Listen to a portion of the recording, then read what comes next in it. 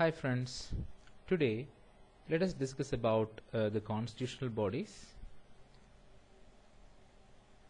So here you can see the constitutional bodies: Union Public Service Commission, Election Commission, the State Public Service Commission, Finance Commission, Comptroller and Auditor General of India, National Commission for SC, National Commission for ST, and Attorney General. So all these bodies are actually mentioned in the Constitution. So that is why it is known as constitutional bodies. And we have lot more organizations or institutions in our country, like National Human Rights Commission, so various other Niti Aayog. We have various other commissions and organizations, but all those things are not included in the Constitution. But these things are included in the Constitution. That is why it is known as constitutional body. So today let us study about Union Public Service Commission, the highlights of the Union Public Service Commission. So here you can see Article 315 to Article 323 is dealing with UPSC. So what is UPSC? Union Public Service Commission.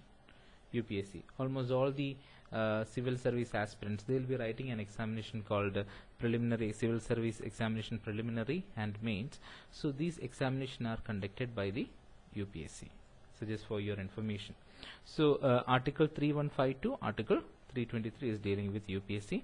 Then the composition of UPSC: chairman and members, and they are appointed by the President. The chairman and the members of the UPSC are appointed by the President. Conditions of service of chairman and members are determined by the President. So President is the sole authority in deciding the matters related to the composition and also their appointment. Then what is the tenure of their or the duration of their office?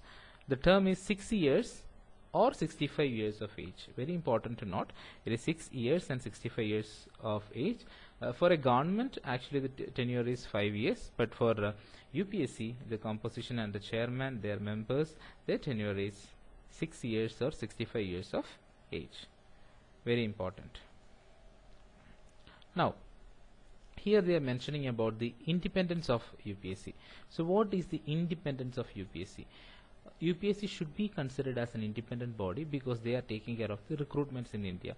If they are dependent on anything, there are more chances like corruption can happen, there are more chances like nepotism can happen. So that is why independence of UPSC is very important.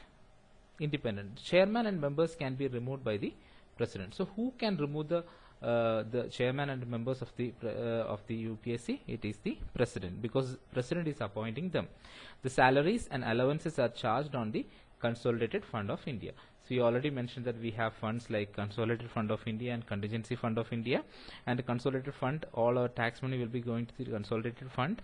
So from that only their salaries and allowances are decided. So if you want to take money out of this Consolidated Fund, there are a lot of procedures which is happening in the Parliament. Then they are not eligible for reappointment. Very important. After their tenure, they cannot be appointed in any of the organizations like UPSC. They cannot be reappointed. But a member of a UPSC commission can become a chairman. That's important. The chairman cannot be reappointed, but the member of UPSC can be appointed as a chairman. So this actually very important. They are not eligible for reappointment because the promises given by the outside bodies for influencing them will be very less. Then the powers and functions. So this is why they are existing. They conduct examination for appointments to All India services, central services. Very important to note. So all the civil service officers or the union government officials, they are actually appointed by the UPSC. There will be written examination, there will be interviews. So different layers of examinations will happen. A scrutiny, basically a scrutiny will happen for actually the recruitment of these people. They also assist the state if requested by the state governor in recruitment of any service. So suppose if any state in India needs help of Union Public Service Commission for the recruitment of a particular post, it will be requested by the state governor.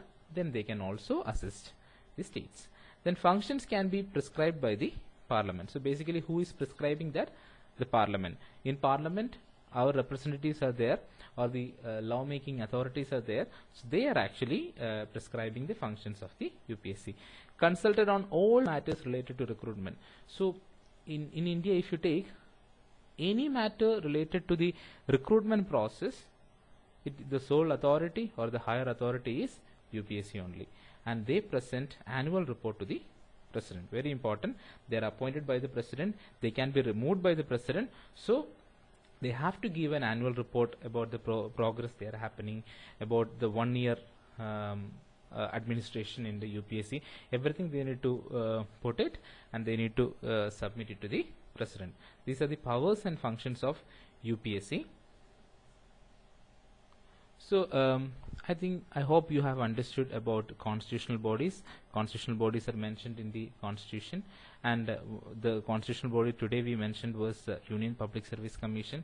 Very important. It is the sole authority of actually recruiting the All India services and central civil services and all, and they are appointed by the president. They can be removed by the president, and they will submit an annual report to the president. So these are the main highlights regarding the Union Public Service Commission. Hope you have understood the session. Thank you.